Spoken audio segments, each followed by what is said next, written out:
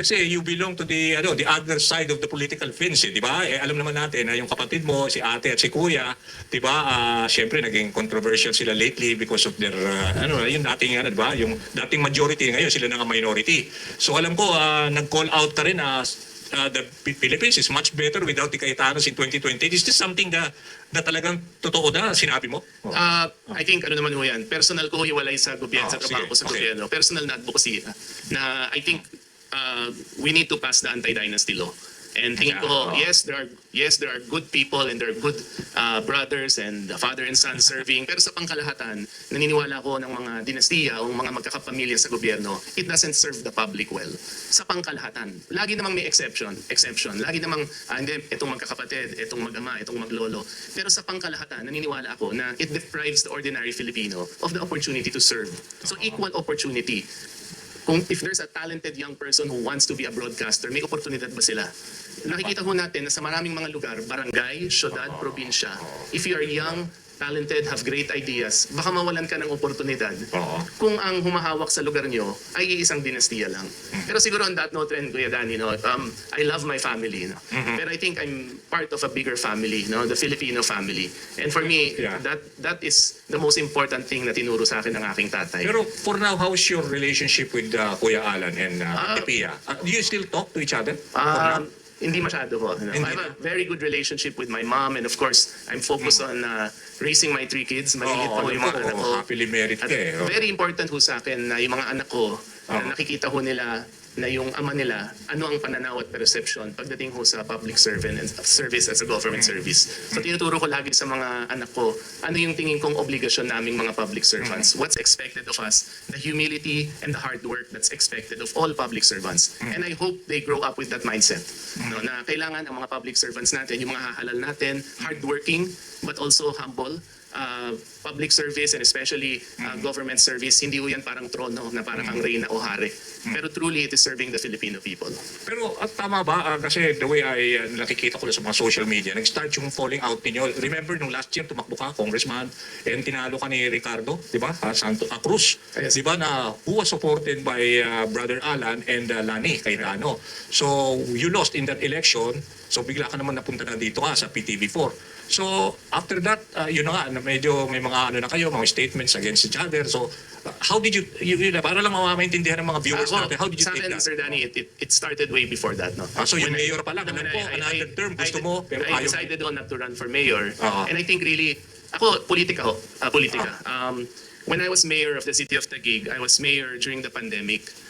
And during the pandemic, nakita ko na pag isinantabi natin yung politika, pag hindi natin iniisip yung partido, yung politiko, hindi natin iniisip yung sinong susunod na presidente, sinong tatakbong senador, I saw extraordinary things accomplished by a group of mayors na ang iniisip lang, paano mabubuhay? Paano ko mababango yung mga kababayan natin? Nagulat ho ako. I didn't have a close relationship with Mayor Vico Soto, pero naging partner ko. Hindi naman ako close kay Isko Moreno, pero naging partner ko. Yung Cayetano at Binay, hindi traditional na magkakampi, pero kay Mayor Abby, humingi ako advice, natututo ako. I became very close to Mayor Joy Belmonte, nagpapalitan kami ng best practice. Nung pandemic, sir, nakita ko, what's dragging us down as a country is politics. So ako ho, umiwas ho ako sa politika. And siguro, if anything, I feel na baka masyado kong politicized yung ibang mga bagay. And siguro, pagdating nga doon ako naiiba sa mga kapatid ko. Na sa akin ho, public service doesn't have to be politics. And I think yung perception ko of public service really changed during the pandemic. So ako ho, I will serve any president whose values align with mine. And when I see the president, when I hear the president, when I talk to the president, he's focused on results, hard work, and humility with public servants. And that's something I admire. So yung importante kasi sabi mo yung public service should count much better than, di ba, sa isang politician, di ba?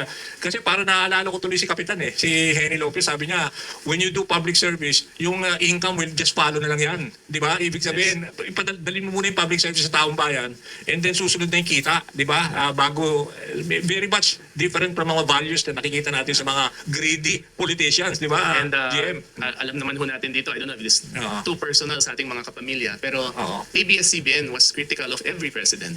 Kaya Ang nga, every even president, Pinoy, even Pinoy. even Pinoy. Oo. Ang ABS-CBN ho, pupurihin ang tama at Oo, will talaga. criticize something that's wrong in government, whether you're a barangay captain, a mayor, a senator, or a president, sometimes to a fault. Yeah. But that's something that I look up to in ABS-CBN as an institution. And really, ABS-CBN helped shape and mold the way I see things. Dahil yun nga ho, ang ABS-CBN may mga kakampi. Oo. May Oo. ABS-CBN, kahit kakampi, kahit kapamilya, kung mali, sasabihin. So I've seen that throughout the years, me working in ABS-CBN. And that's something I admire. And again, I think that's something, yung value nun na tinuturo sa atin nung nasa Mascom ako sa University of the Philippines, is something also I want to bring to PTV. 2 years lang ho ako dyan, maybe shorter. Pag wala na ho ako dyan, gusto ko sana yung PTV maging instrumento rin ng susunod na administrasyon para mapalapit yung mga serbisyo nila sa tao. Hindi para purihin o angat yung sino mang politiko. For now ba, do you have any, let's say, siguro message to your brother or your sister? Siguro, because they are still senators, no? Yes. Very powerful positions Opo, in government. sa akin ho, let's always just remember that we are serving the Filipino people. We are not serving one person. We are not serving an interest of any group. We're serving the Filipino people. Yeah. Kahit ako ho sa PTV, yun yung mandato ko. Serve the Filipino people. At wala akong sinabi sa akin ang ating Pangulo patungkol sa pagpabor sa kahit anong politiko.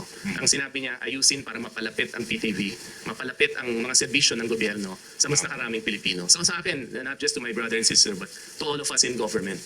Every day, pag natulog tayo, tanong natin sa sarili natin, napagserbisyohan ba natin yung mas nakararaming mga kababayan natin?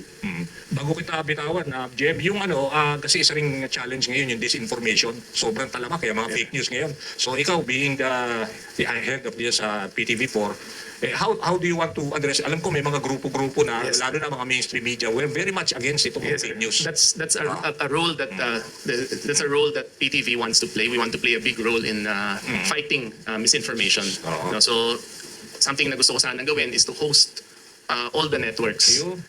Ako Kayo na ho, na, yung ikaw na mag-host to put mag-organize, everyone initiate. together. Tama, oo. So how can we fight fake news? Okay. Ang fake news ho, hindi ho yan anti-free speech, hindi ho yan anti-vlogger. Marami sa mga kasama ho nating mga agresibong, mga sikat na vlogger, sila ang nagpapaliwanag at lumalaban sa fake news. So, fake news can come from anywhere. It can come from organized groups, it can May come mga from political individuals, operators it na can sila come from mismo. political operators. Oo. At sa akin ho, pagdating ho sa mga usaping legal, pagdating sa usaping kaso, nandyan naman ho ang DOJ, nandyan na ho ang NBI, pero tayo, may role din na pwede tayong gampanan sa media. We can be aggressive in outlining the facts. Tama. Even if the facts hurt sometimes, Yeah. kailangan agresibo ho tayo. So ako tingin ko isang bagay yun na it's a role that PTV can play, not just for government, pero for the Filipino people. Kasi ang role ho natin, mabigay rin ng tamang impormasyon sa mga kababayan natin. Lalo, pag panahon ho ng trahedya, pag panahon ho ng sakuna, minsan, sa kasamaang palad, dyan pa kumakalat ang fake news. Nakakalungkot. Pag meron hong gulo, bagyo, lindol, baha, information is so important.